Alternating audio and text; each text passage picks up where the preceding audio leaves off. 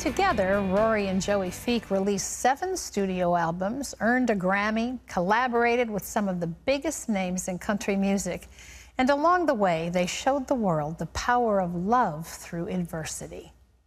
In 2013, country music songwriter Rory Feek and his wife Joey shot a music video for a song they loved called When I'm Gone. In the video, they painted a picture of a world where Joey passes away and Rory is alone. They had no idea that storyline would come true in real life. In 2014, after giving birth to their daughter, Joey was diagnosed with cervical cancer. 2 years later, doctors weren't giving them much hope for her survival. In his book, This Life I Lived, Rory shares their love story that touched millions along the way, and how his greatest joy and greatest pain are wrapped up in one terrible, beautiful thing. Well, Rory Feek is with us now, and we welcome you to the show. Thank you.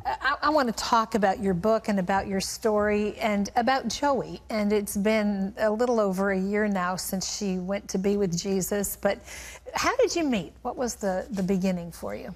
She met me before I met her. She was at a songwriter's night at the Bluebird Cafe in Nashville, and she saw me performing. I didn't know it at the time, but she had sort of had this feeling, this moment where she knew that we were going to spend the rest of our lives together. Now, we didn't meet for 2 years after that, but one of the first things she ever said was that. She said, you know, we're going to spend the rest of our lives together. That had to be a little startling, because she kind of laid that on you. I was used to trying to chase someone like that, not, you know, I'm in overalls, so that's proof there was a God. So, yeah, it was amazing. What did you love the most about her? I know there were many things, but if you had to choose a quality about Joey that was just extraordinary for you. Well, she was very beautiful, but the person inside was 10 times more beautiful than on the outside. And, you know, there's a lot of good folks out there, but she was incredibly special all the way through. Like from the beginning I met her until the very end, she was also rock solid. She had a life in her, it seemed, that just sparkled.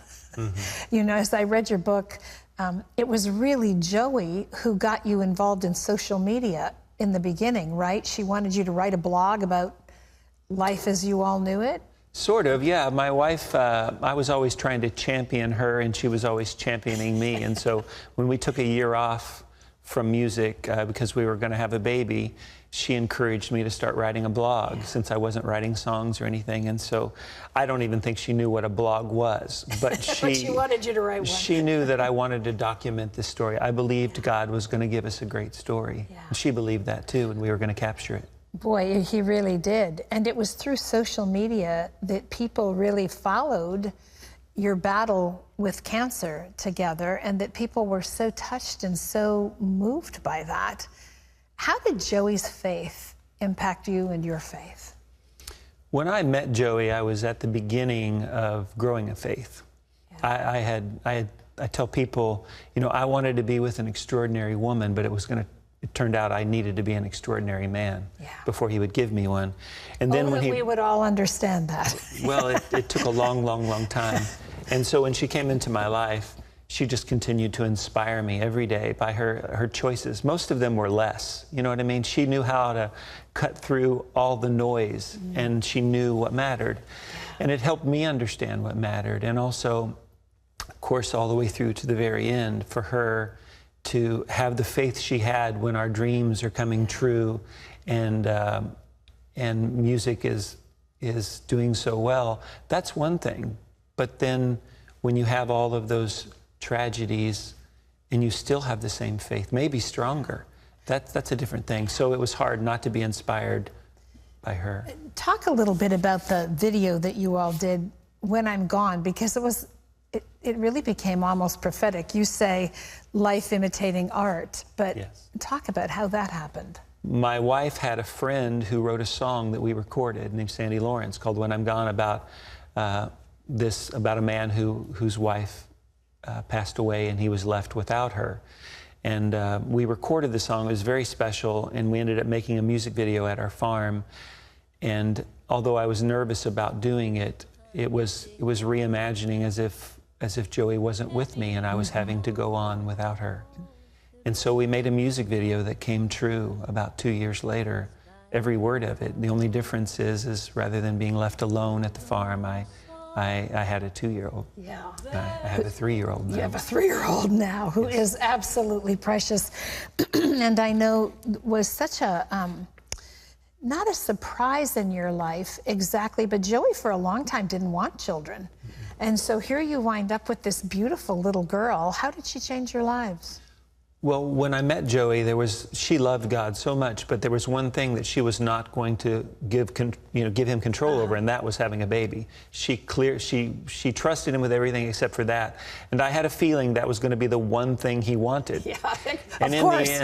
in the end, she did trust him. God had been so good to her and to us. She just said, I can't hold anything from him. And so we had a baby, and then the baby, of course, she has Down syndrome, and so she became a different baby than we thought. But what happened was, what was absolutely her greatest terrifying fear was her biggest joy. I mean, biggest joy. I mean, to the very end.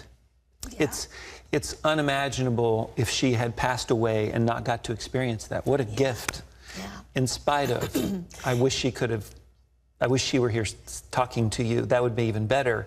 But she did get to experience something so special. You know, and such a picture of how well God knows us. We think we know ourselves, and we hang on to things that we don't want to do so tightly, or that we want to do and don't release to him, when all along he knows the joy it will bring. I mean, it's so interesting, isn't it? It's amazing. What do you want people to take away from the story of you and Joey, and now Indiana, who is part of her legacy?